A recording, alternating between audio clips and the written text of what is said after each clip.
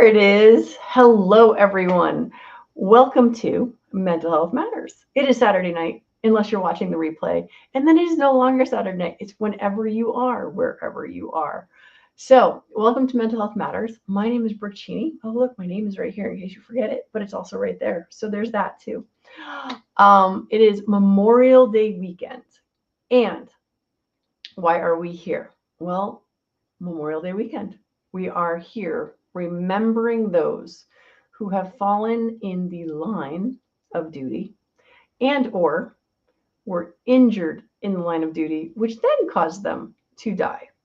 Fun facts for this weekend. So I have crib notes so I don't screw this up because I have plenty of veteran friends who have explained these things to me. And if you do not have enough veteran friends, let me tell you, here's the deal. Memorial Day is the last Monday of May, which is in 2 days, because today is Saturday. Unless it's the replay, then it's whenever. And military personnel who died in service of their country. Now, here's the thing where people get cranky. If you don't know this and you don't have enough veterans for friends or people who are currently serving, Veterans Day is our day, November 11th, honors all military veterans, anyone who has served the U.S. Armed Forces, whether during war or peace, and whether they are living or deceased. So, for those of you who will see folks in uniform at the parades and everything on Monday, do not thank them for their service. That is not this holiday. This holiday is thanking the families who are left behind after we've lost our soldiers. So, in case you were wondering and you didn't already know, now, I am wearing my Aiming for Zero shirt. Aiming for Zero is a suicide prevention program that is aimed at our veterans.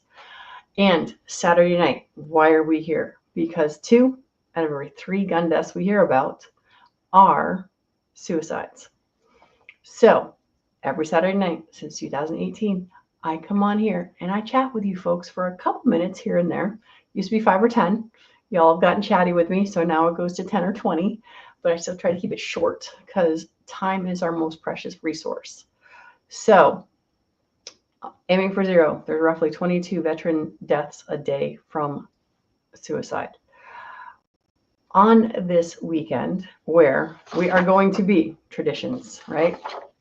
Visiting cemeteries and memorials. Flags are placed on graves, especially in national cemeteries, parades in many cities, and I didn't know this until I did my little research here, but there's supposed to be a national moment of remembrance at 3 p.m. local time. So this is one of those things. We are always learning. We're always learning a little bit more about the things that we don't know.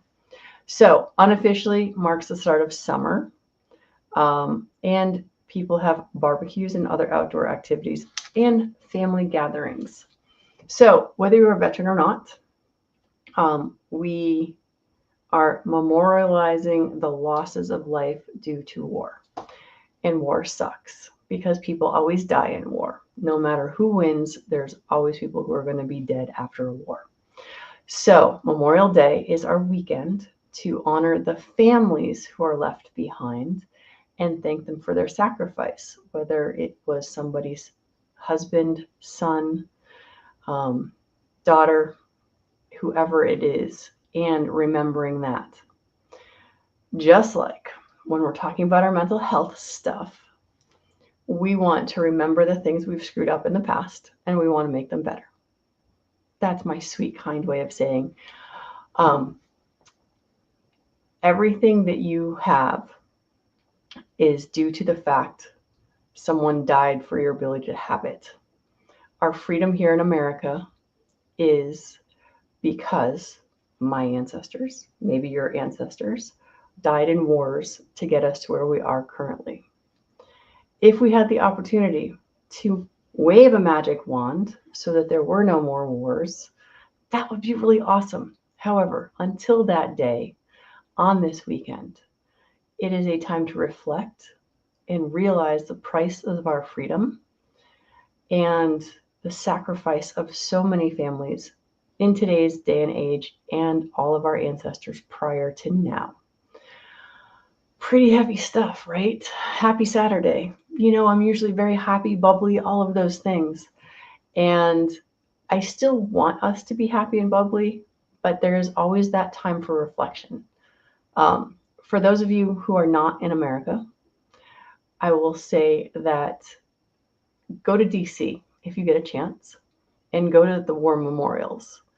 And I haven't visited all of them, but I will say the Vietnam War Memorial is the one that I know the most about. And it is a giant black slab. And the idea behind it is it's supposed to look like a gash in the earth because all of the names on there are people who are lost in the war.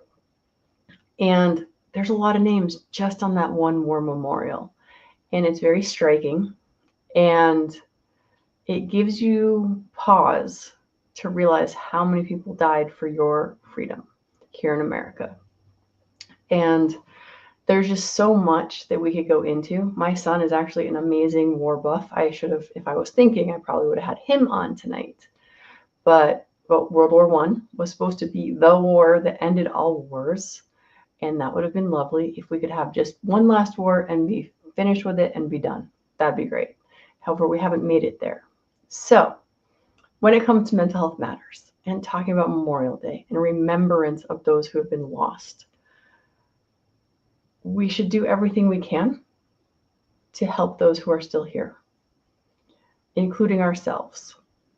We should do everything that we can to come to peace and find a way to make our world a little bit better. And when I say our world, I'm even talking about right here in your own noggin, in my own noggin. What can you and I do to make our world a little bit happier? Because if you and I are a little bit happier, our little bit of happiness grows and the people around us get to be a little bit happier.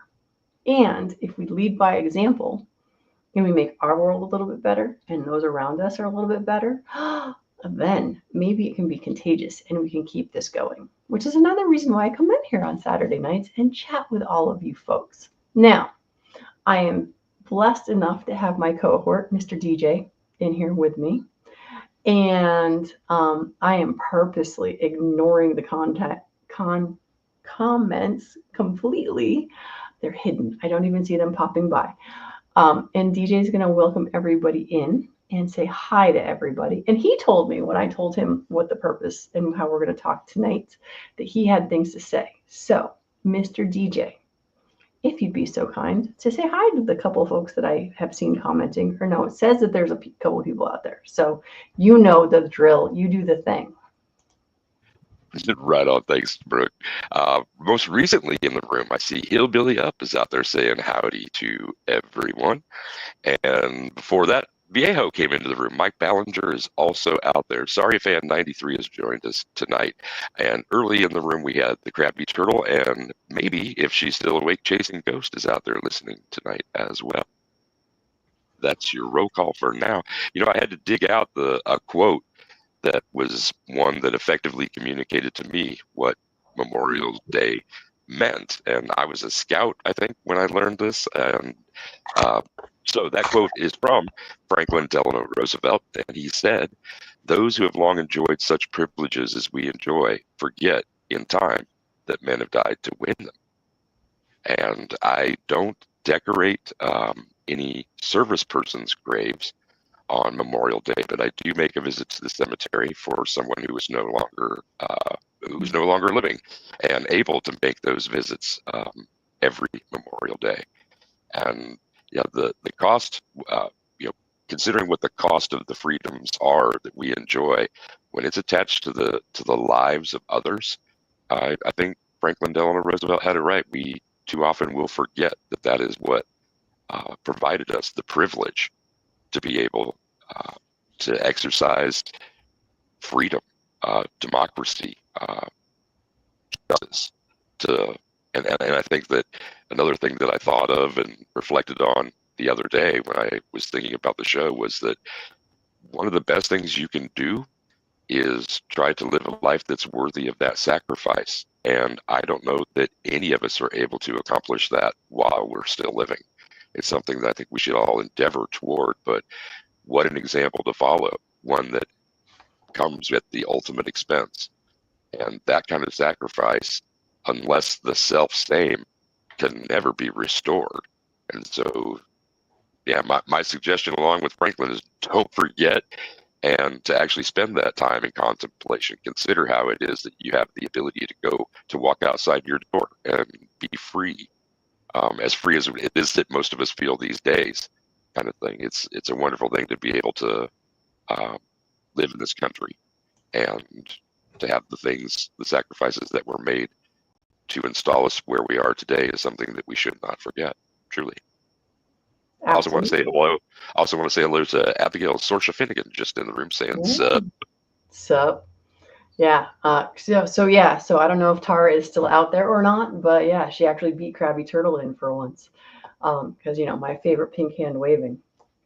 And I had something else I wanted to say, and then I totally spaced it because I don't know, I had to hit a button or something instead. But yeah, are you going to any parades or anything this weekend, DJ? No, ma'am. I will be celebrating in my own way, and then on Monday, I will be going out to visit the two grave sites. Okay. All right. Sorry, I realized I moved my camera. I'm like, oh wait, we want to see the Aiming for Zero thing, and thanks for dropping the link before. Yeah, no problem. So yeah. All right. So reflection, paying attention, having that moment of memorial for anyone you know, anyone you don't know, all those people actually that you don't know, really, because most of us will never know all of the people that died for us and our freedoms. So as far as happy things, I don't know how far we're going to go down the road on that, but the short version for our mental health stuff, let's talk about grief for a moment, because for some people, the losses are recent. They're close to their heart, and their family members, their brothers, their sisters, their sons, parents, all of that. There are children who have lost parents. And so for Memorial Day, as we're remembering the sacrifices that were given to us, we also want to do everything that we can to build ourselves up, acknowledge, and learn different ways that we can deal with grief. Now, if you guys haven't heard this one before, there's a couple different versions, but basically we have 7 steps through grief. Our number 1 is denial. Nope, that didn't happen. That can't be true, right? And I can tell you this from when I was told my sister was killed in a car accident. I'm like, no, that can't be true. She's at school. Then we get, I believe, the second one, because I didn't pull these up and I should have, because it's much easier if I just go through the list. Second one becomes anger. How could they leave us? Why did they do the thing that they did in order to die? This is one of those things where addiction is one of the most horrible things, because often addiction is one of those things that we'll get mad at versus getting mad at the person. So anger. Then after anger, we will often get, so we did denial, we got mad, and then there are like 2 or 3 other things which I'm actually forgetting. And DJ, if you know them off the top of your head, let me know, because they're Sure. sort of a common set. But the bargaining part of it, okay. anger. Mm-hmm. So then it's like, what is the bargaining though? It is, if only they were back or something along that. How do we bargain with death exactly? Well, it's also part of the if only. If I had, I would do this again. I would, the feelings that one has, and I've had it several times in my life. I would have traded my life for theirs. What could I have done? Okay. And yeah, so it's bargaining with self. To me, like that's the most intimate version of it that I have, at least. Yeah, and then straight into the depression. Okay. That's the next on that 7 scale, and I think that there's, I don't think that when we lose someone, I don't think that we ever get out of a grief. It's just how well we deal with the grief, and those wounds can heal, but to be fully restored, no, never again. And that's regardless of the size of if it's a twinge, of pain, or if it's an absolute meltdown, depending on how we were dealing with the loss, how close that person was, depression is going to be something that will hit. And so being mindful of that fact, that's one of the great things about this program. I'm pretty sure I'm pretty sure that most everyone who listens has had at least one point, if not some point during each broadcast, where they're thinking about someone that they have lost. Where, I don't think that we gather here just to think of ourselves. Right. So, and the fact that you don't throw a pity party, but yet give us ways to consider, to discuss, and to think about things in a different context, or to be able to move us along, is one of the greatest values of this program. But the next step is that upward turn. So things start to come back together, and it's suggested that the next step is reconstruction and working through before we can get to those final stages of acceptance and hope. All right. And so I just looked real quick because while you were going, I did look and I'm like, oh, it's not 7, it's really 5. But then they came up with 7. So we actually kind of figured it all out, because denial, anger, bargaining, depression, and then acceptance. But like you said, there's definitely a lot of work between the depression and acceptance, without a doubt. So that's definitely all right. I don't know why, because like I said, there's a couple different lists, which is why I guess I got to 7. But like you said, we're never actually all over it. My grandfather was the first person I lost. My grandmother was the second. My sister was the third, and my dad was the fourth. And my dad died in 2010, and I know there are still times I'll be driving along, because my dad and I spent lots of time in the car, but I'll think, oh, I just want to give him a call. So I'm not sure acceptance actually really works because we know it happened, but I think sometimes we forget that it happened. I don't know if that also is a coping mechanism or not. And I think it might be one that's part of the human condition, certainly. But I really hate when I despise the feelings that I have sometimes that are associated with that, because I feel as if I'm not up to the challenge of actually being able to heal these things. Yeah. And so it's not the time. It's definitely a time to turn the focus inward, but it's not the time to grind on yourself for not having been healed from a loss. Gotcha. Oh yeah, actually, it's sort of weird, but Surya thing, grief is complicated, and it can be just as hard if the person you're grieving is still alive. And so Surya Fran's getting estranged from his mom, but like for me right now, my mom's got dementia, and so I'm slowly losing her, and yet she is still alive. And it's one of those things where all of us have known someone, I'm guessing, or know of a friend or something that may have cancer or dementia or one of these things where it's a slow death. And so one of the things, as we learned about my mom getting dementia, it's just like she noticed it first, and she's like, oh yeah, this isn't right, this isn't right. And it took me a little while to get her to a doctor, and then it took a little while for the doctors to figure stuff out, and then we finally got the thing, and it's just like, and now I see it more, and we don't know how long she has, and it's just like, for real, I get to go through denial, because that was in the beginning, honestly, and this is sickness in general, right? Is that when she's like, oh, I'm losing memory and I'm losing what I'm thinking and that sort of stuff. And I'm like, okay, well, you're getting older. We're sort of doing that. But so I already started with denial. And then we found out that she was sick. And that's like, oh, this makes me so mad. I have to do all this stuff now. And it makes you scared, right? Sickness is a little bit different than grief. And then bargaining. Well, maybe there's a way we can actually make her better. Maybe there's some special thing that's going to fix everything. No depression or acceptance. Maybe a little bit of acceptance, but like Theo said, it never leaves us. It's always there. We grow around it every time, like rings on a tree, and thus become stronger and more able to deal with it. And this kind of goes also to the idea of time heals all wounds, because especially depending on the relationship you had with the person you lost, right? I certainly had a different relationship with my grandmother, excuse me, than I did with my sister, 15 years my junior, than I had with my dad.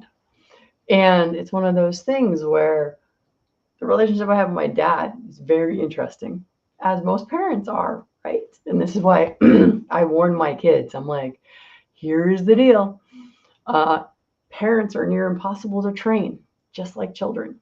So um, some of it depends on your relationship. Now, when we're talking about our veterans, and DJ was talking about that bargaining thing, like what could we have done to prevent the death of our friends? The remorse, the survivor's guilt. And this isn't just about our veterans. This is also for anyone who's lost somebody through suicide. It's like all the people I've talked to over all the years, they'll tell me like, well, how come I didn't know? I should have seen this. I should have known this. And from my veteran friends, it's that if only I had, right? Like what DJ was saying.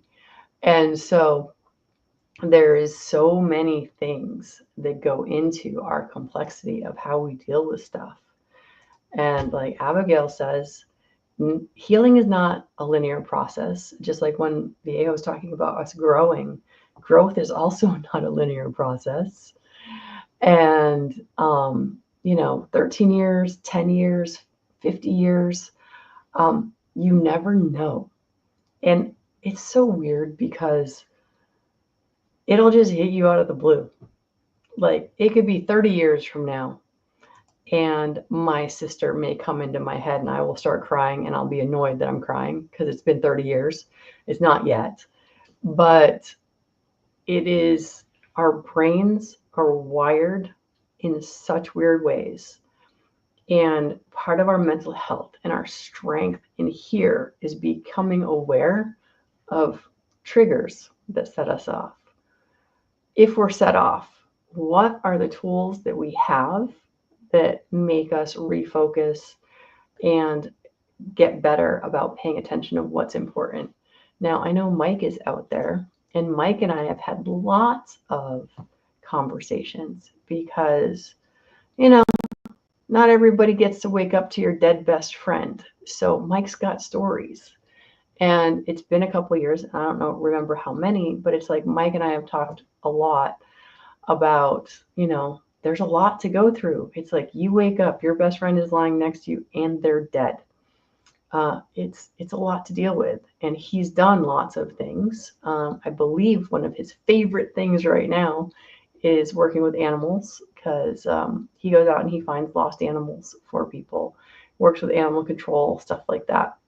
But that's like just one of the many coping mechanisms that he's come up with over the time.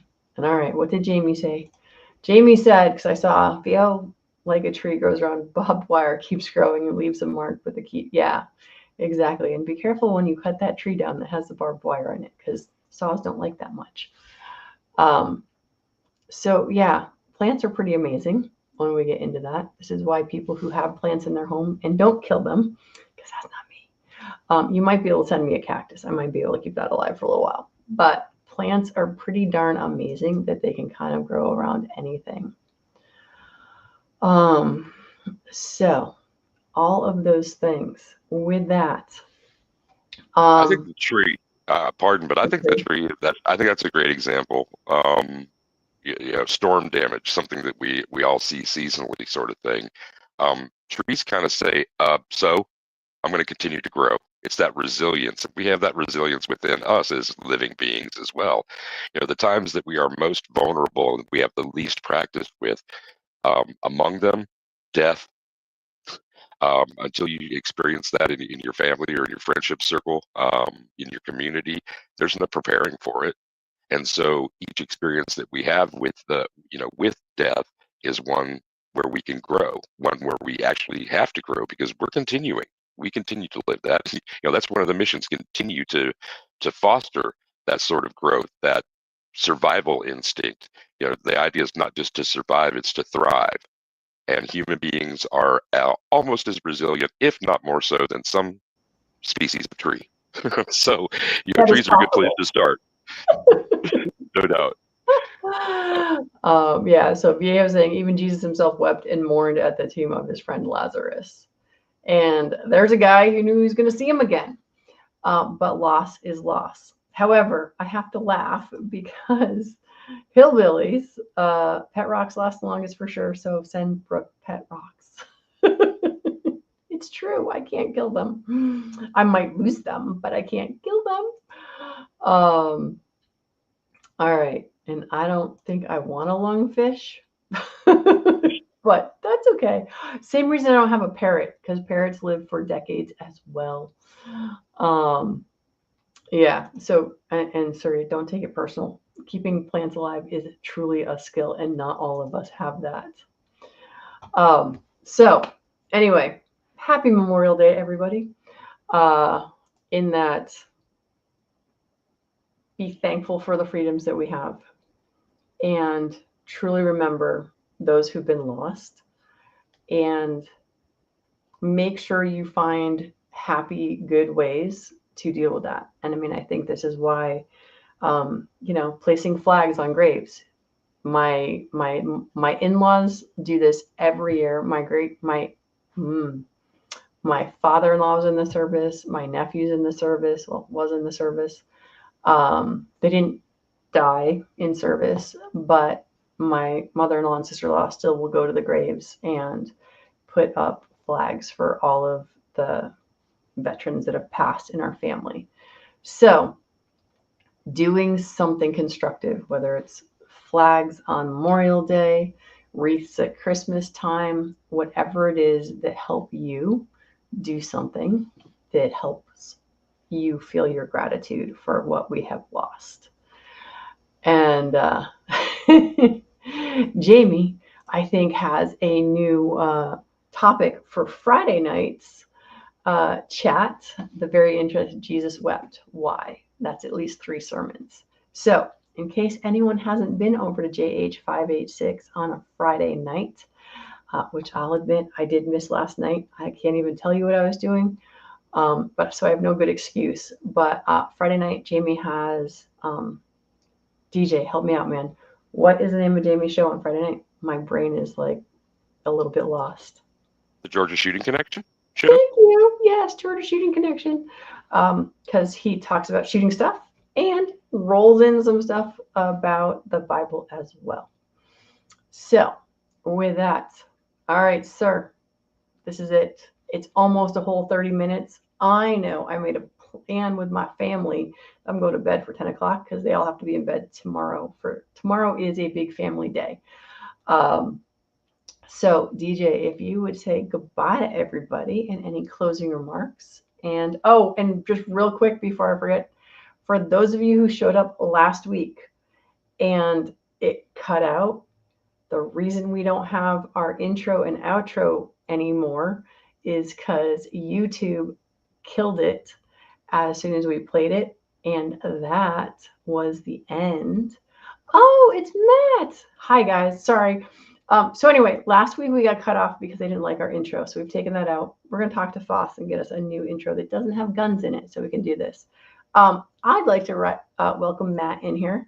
He is one of my new prospects for becoming an instructor.